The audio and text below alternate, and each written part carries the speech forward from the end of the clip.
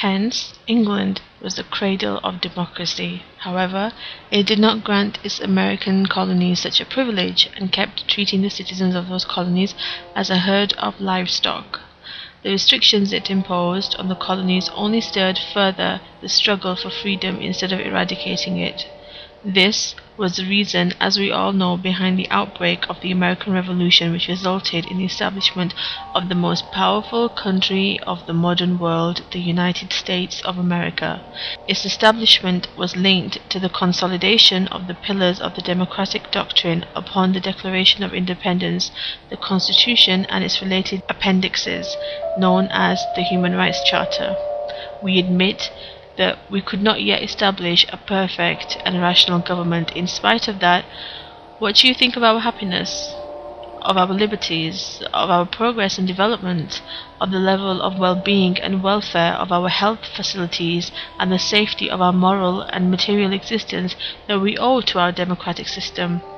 We present all of this to every reader in order to contemplate, evaluate, and weigh it. The ruling methods that we achieved did not reach us by mistake. They were the result of tremendous efforts.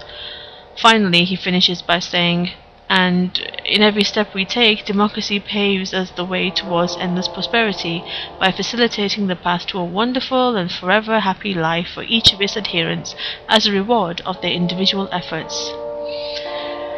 You know your isms, Martin Dodge. Every fair-minded thinker must admit that the democratic doctrine has intellectually defeated all other political doctrines, before defeating them on the real political ground in Europe and in some countries in South America, Asia and Africa, because all these doctrines are ramified from one truth: the appropriation of power by a group or an individual, and the behavior of that group or individual, and the usually abnormal philosophy they preach as gods who enact and pass laws obliging the people who obey without objections.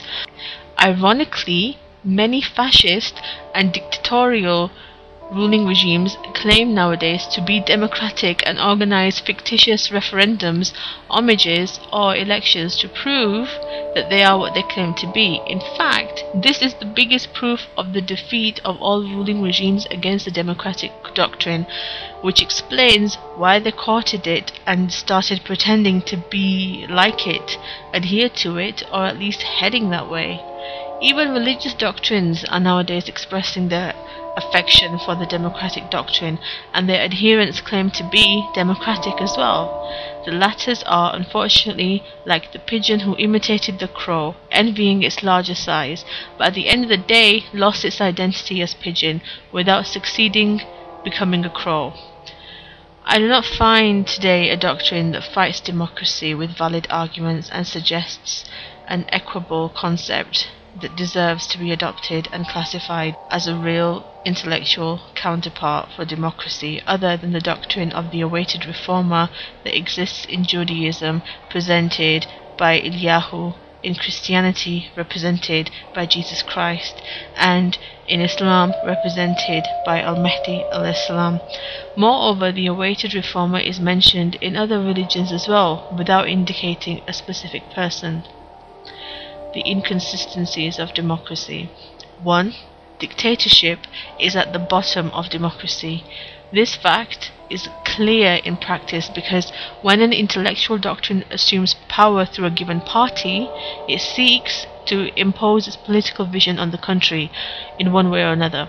Some might say that the people themselves elected and got this doctrine to power. However, I find that the people have placed this party and this intellectual doctrine in power based on what is available on the political field during the elections period. The people do not know how things are going to turn out in a year. Therefore, should this ruling regime harm their religious or secular interests in any way, they will not be able to revert it.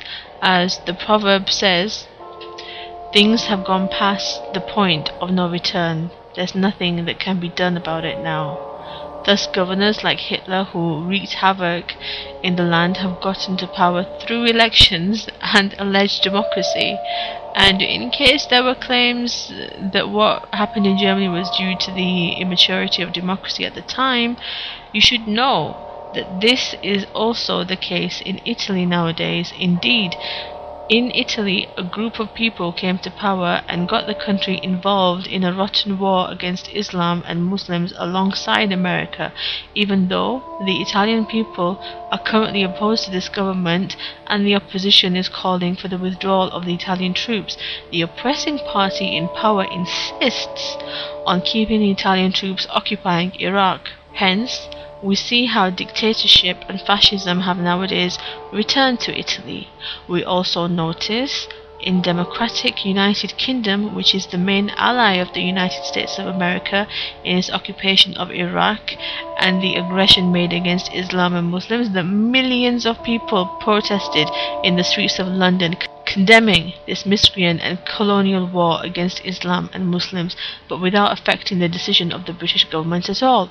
This only leads us to conclude that dictatorship is well rooted in the core of democracy. 2. The biggest democratic country in the world practices dictatorship. Although the regime in the United States of America appears to be democratic, it still practices the ugliest forms of dominance and dictatorship on the population of the world. This is a clear contradiction to the concept of democracy. Indeed, a regime that holds a composed doctrine has to apply it to everyone, at any place and time, without any exception. However, Americans want to humiliate and dominate the people of the earth and treat Muslims with particular contempt and disrespect because they know that the Imam al-Mahdi al-Islam, the Imam of all Muslims, will bring the United States of America to an end. Another fact to notice is that the American Muslims living in the United States suffer as well from discrimination. Where is the democracy then? 3. Democracy and money.